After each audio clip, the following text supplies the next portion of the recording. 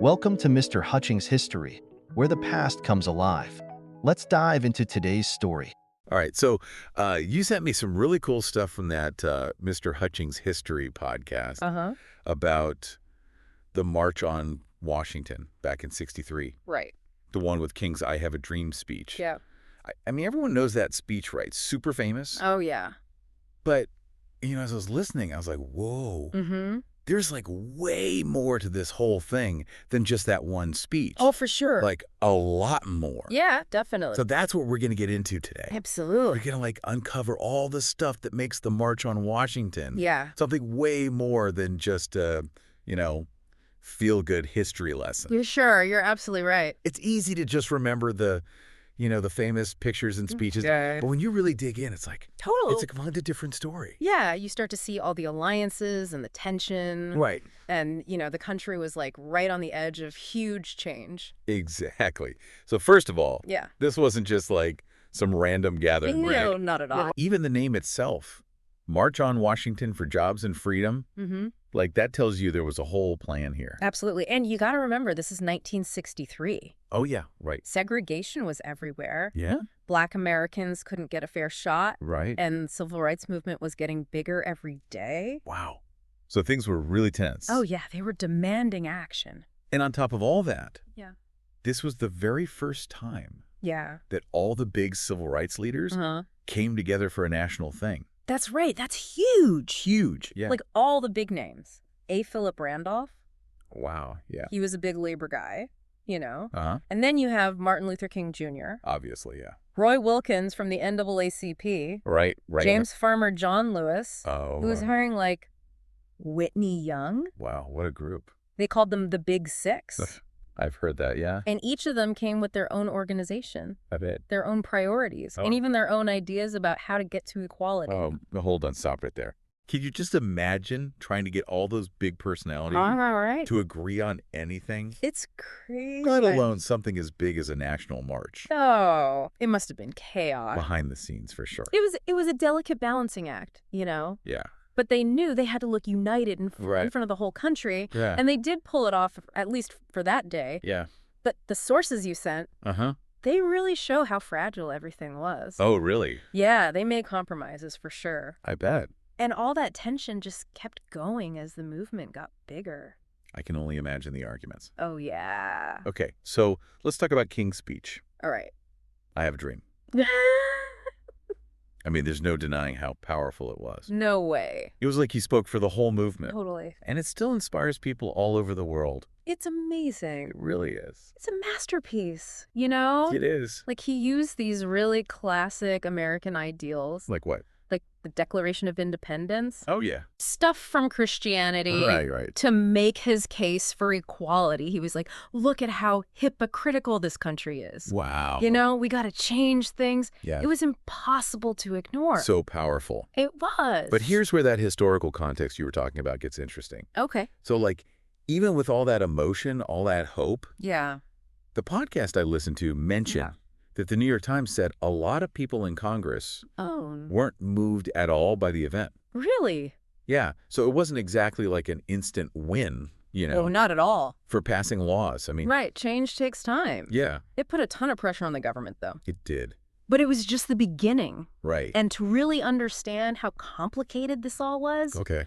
we got to talk about another guy, Okay. Who? Malcolm X, Ah, okay. Yeah. adding a whole other layer to the story. Right. So for anyone who doesn't know Malcolm X, Yeah, he was go ahead. he was a really important figure. Yeah. He was part of the Nation of Islam. Okay. That was a group that wanted Black empowerment Right. and separation from white society. Got it. And he had a very different take on the March on Washington. Yeah, I bet he wasn't exactly thrilled with it, right? No, he was not. He called it a circus. Wow. He said it was way too friendly to white America. Interesting. And he said it didn't really address what Black Americans needed. Like economically? Yeah, like economically. Wow. He said it wouldn't get rid of the prejudice that's been around for 400 years. That's a powerful statement. He wasn't just trying to be difficult, Right. He was speaking for a lot of people. Who felt like Yeah. the movement needed to be different. Exactly. So this was like a different way to think about equality. It was Black nationalism, Right? They wanted Black self-reliance, Uh-huh. being separate from white society. So basically the opposite of integration. Right, exactly. Wow. So there was a lot of tension within the movement itself. Oh, yeah, for sure. Even though everyone wanted the same thing. Everyone wanted equality. Right. But they disagreed on how to get there.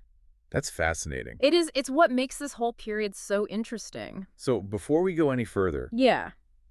Malcolm X's perspective is like, whoa. It is, right? It really changes how I see the March on Washington now. Totally. Like, it makes you realize the movement wasn't just one thing. No way. There were so many different voices, Uh-huh. all fighting for the same thing. Exactly. So But interesting. that's what makes this whole period so fascinating. All these powerful people under the same banner. Yeah, yeah. But they had totally different ways of thinking about it.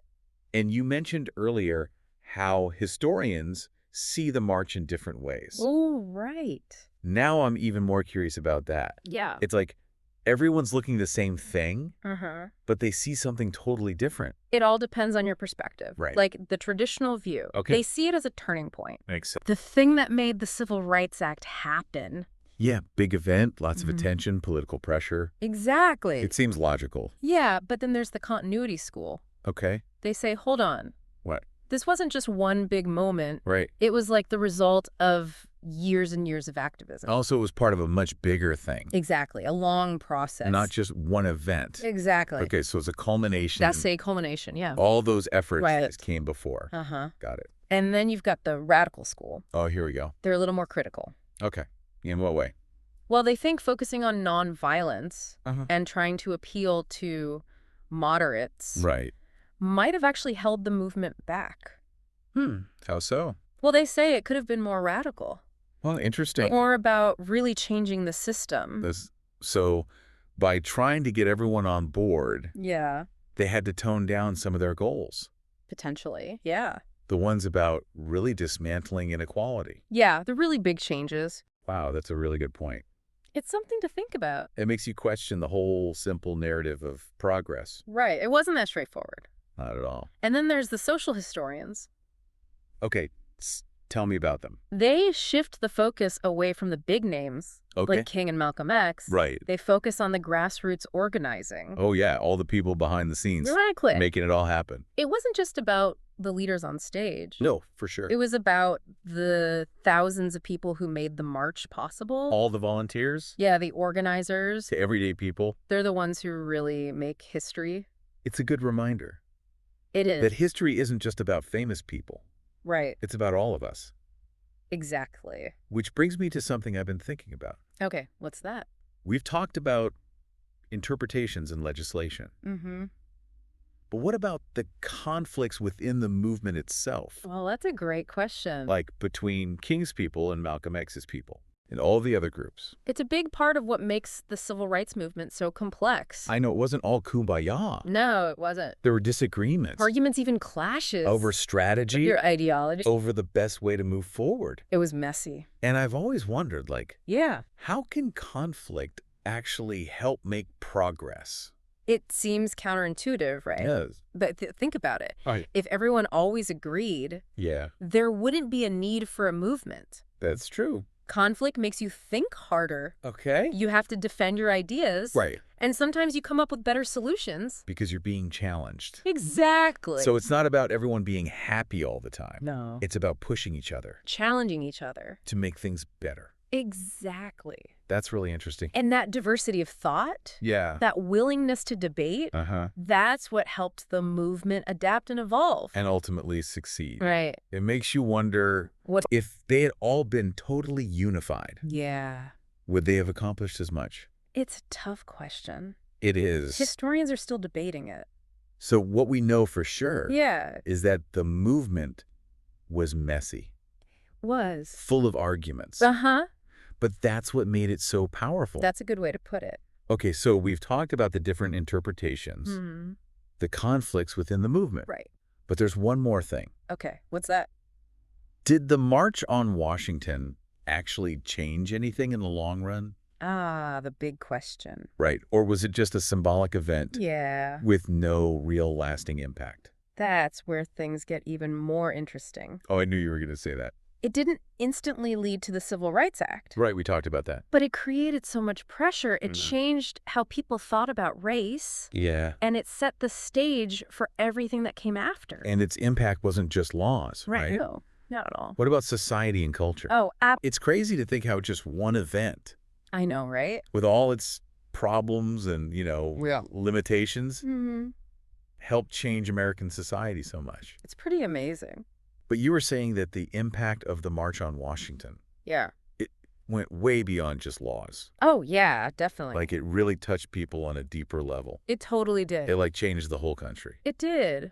The March on Washington had a huge effect Wow. on American society, way beyond just laws and policies. So it, energized the whole movement. Right? Yeah, it really did. It inspired tons of other protests all over the country. Yeah, all over. And most importantly, it forced America to pay attention to the injustices that Black people were facing. Right. So it wasn't just about changing the laws. Yeah. It was about changing how people thought and felt. Exactly. Changing hearts and minds. Like changing the whole culture. Exactly. Yeah. And we still have a long way to go. We do. For real racial justice.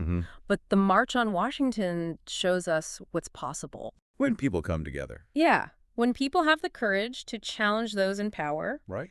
And when they believe in a more just world. Okay, but I knew there was a but coming. There's always a but. It wouldn't be a deep dive without it. That's right. History is never simple. Yeah. So the legacy of the March on Washington. Right. It was huge, but it's also complicated. Right. And those sources you sent me. Yeah. Especially that podcast. They made some really important points. About what? About the movement's strategy. Okay. Focusing on nonviolence and integration. Right. We've been talking about that. Yeah, that tension between appealing to everyone and pushing for really radical change. Yeah. That's still relevant today. Totally. In all the conversations about social justice. It really is. And it leads to some tough questions. Yeah, what kind of questions? Like, did nonviolent resistance, which is a good thing, of course. Yeah. Did it actually limit what they could have achieved? And what about integration? Yeah. Was it a noble goal? Of course. But did it overshadow other needs? Like what? Like economic justice? Oh, yeah. Self-determination for Black communities? Man, these are hard questions. They are. But we have to ask them. If we want to learn from the past, Yay. History isn't about easy answers. Isn't it? It's about dealing with complexity. Recognizing the nuance. And using what we learn to make better decisions today. So how do we take the lessons of the March on Washington? That's the question. All the good stuff and all the complicated stuff. And use it to deal with the challenges we face now. Because the fight for equality isn't over. No, it's definitely not. Right. It's a big question. It is. But the March shows us a lot. Okay, like what? It shows us how powerful it is when people come together with a shared vision for the future. It reminds us that progress is slow, that there will be setbacks, and that we have to be resilient. Right. But most importantly, it makes us think about our own strategies. For change. Yeah. Are we doing the right things? To reach our goals.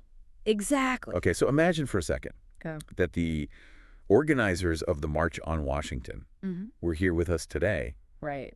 What do you think they would say? To the people who are still fighting for equality. Yeah. What message would they have for us? That's a tough one. It is. I can't speak for them. Of course. But I think they would say unity is important. Even when you disagree. Exactly. Solidarity is key. They remind us that change is slow. And that you can't give up. Just keep pushing. Keep pushing? Yeah. Never give up on the dream. Wow. That's powerful. It is. Even after all these years. Their message still resonates. It does. So here's a final thought for everyone listening.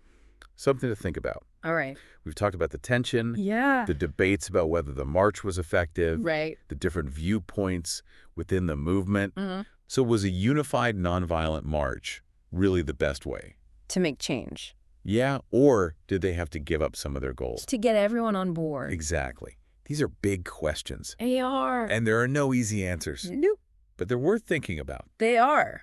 As we continue to fight for a better world. A more just world. For everyone. Absolutely. Thanks for joining us on this deep dive. It was a good one. Into the March on Washington. Such an important event. It really makes you think. It does, about history and about the future. Keep asking questions. Keep learning. Keep pushing for change. And we'll see you next time. See you then. Thanks for listening to Mr. Hutchings History. Keep exploring, and we'll see you next time.